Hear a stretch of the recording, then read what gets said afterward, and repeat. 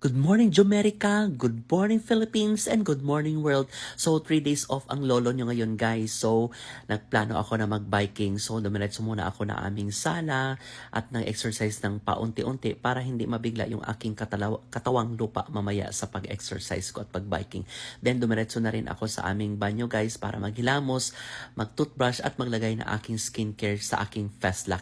Ito na nga, guys, lumabas na ako na aming bahay. Napakaganda, napaka-pleasant, napaka-humid at hindi ganun kainitan yung panahon ngayon, guys. So, dumiretso na rin ako sa aming mailbox. Kinuha ko kasi yung order ko online. Dapat kahapon pa to, kaso nakalimutan ko. Then, nandito na nga ako sa trail, guys. Actually, itong trail, guys, nasa likod lang talaga ng bahay namin ito. So, mga 1 to 2 minutes lang.